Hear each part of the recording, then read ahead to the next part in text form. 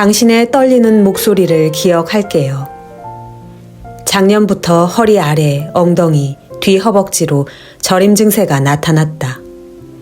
허리는 첫 아이 출산 후 25년 동안 나에게 달라붙어 있는 고질병이었고, 저림 증상은 그저 혈액순환 문제라고 생각했다.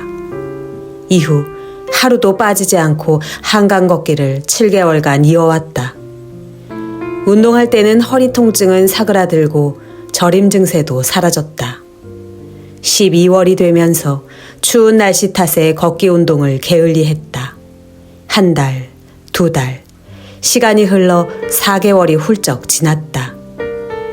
꽃피는 봄이 찾아오고 이제 다시 걷기 운동을 하려는 찰나에 또 통증이 시작됐다.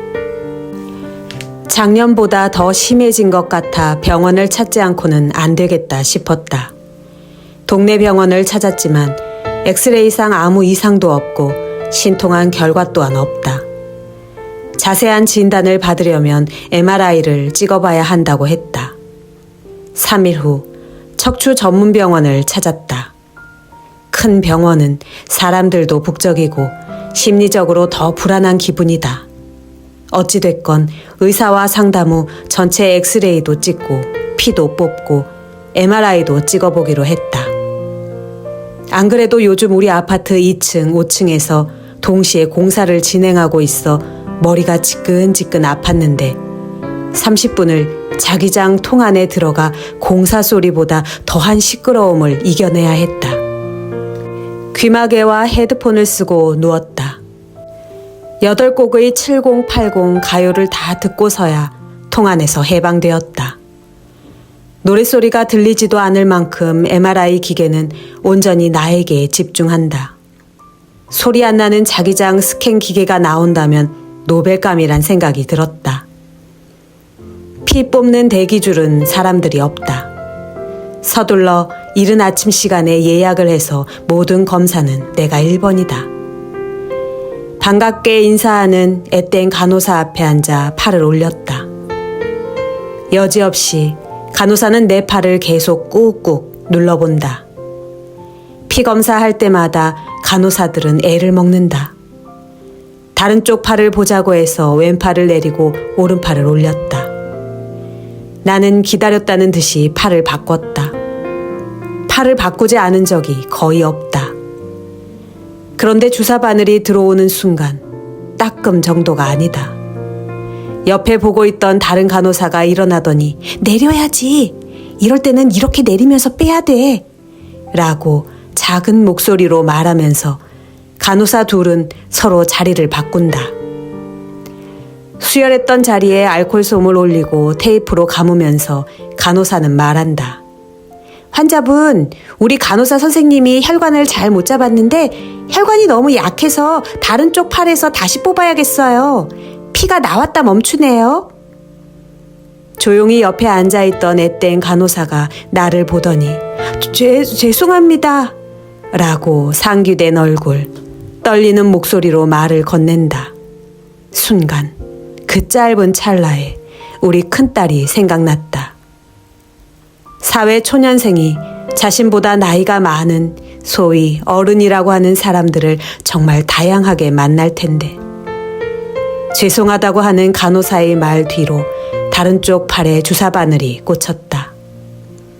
나는 미소를 지으며 따뜻한 시선을 그녀에게 건넸다. 그리고 괜찮다고 말하려는 순간 선배 간호사로 보이는 이가 테이블 아래로 손바닥을 아래로 하고 좌우로 흔드는 모습을 목격했다. 주사바늘 꽂았던 팔보다 마음이 더 따가워지는 순간이다. 양쪽 팔 수혈했던 자리에 알코올솜을 대고 수혈실을 나왔다. 어릴 때부터 잘못했으면 사과를 하고 거짓말은 절대 안 되며 손길이 필요한 사람은 도우라 배우지 않았던가. 그런데 실수가 됐든 경험이 부족했든 이제 사회에 첫 발을 내딛는 간호사가 자신의 잘못으로 사과를 하는데 손을 저으며 하지 말라고 한다. 그렇게 되기까지 선배 간호사는 또 얼마나 상처되는 경험을 많이 했을까. 아니면 선배로부터, 아니, 어쩌면 병원의 방침인가? 매뉴얼인가? 환자에게 절대 잘못했다, 죄송하다 소리를 하지 말라는 철두철미한 당부가 있었는지도 모르겠다.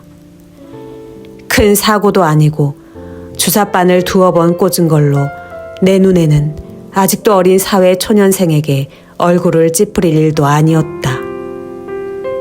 세상에는 자신의 의지나 의도와는 상관없이 시스템 안의 규정대로 움직일 때가 있다. 그 시스템을 누가 만들었는지 우리는 안다. 조용한 질서를 빙자해 사람들의 양심을, 도덕을 묵인해서는 안 될 일이다. 후배에게 손을 저어 죄송하단 말을 멈추라는 선배의 태도에서 뭐 이리 진지한 생각을 할까마는 무슨 일이건 작은 것부터 시작되고 쌓이고 쌓이는 감정과 태도들이 결국에는 큰 노여움이 되고 돌이킬 수 없는 단절을 만든다. 작은 사과를 허락하지 않는 사회는 결국 큰 사과조차 외면당하게 되는 법이니까. 씁쓸한 마음으로 지하에서 검사를 마치고 지상 진료실로 오르는 엘리베이터에 오른다. 1시간을 넘게 기다려 MRI 결과를 의사에게 들었다. 병원을 나오며 죄송하다는 간호사의 표정과 음성이 귓가를 맴돈다. 그리고 푸릇한 실록의 계절, 나는 수술대에 누울 것이고 언제 그랬느냐는 듯 건강한 모습으로 또 일상으로 내 삶의 자리에 다시 단단히 딛게 될 것이다.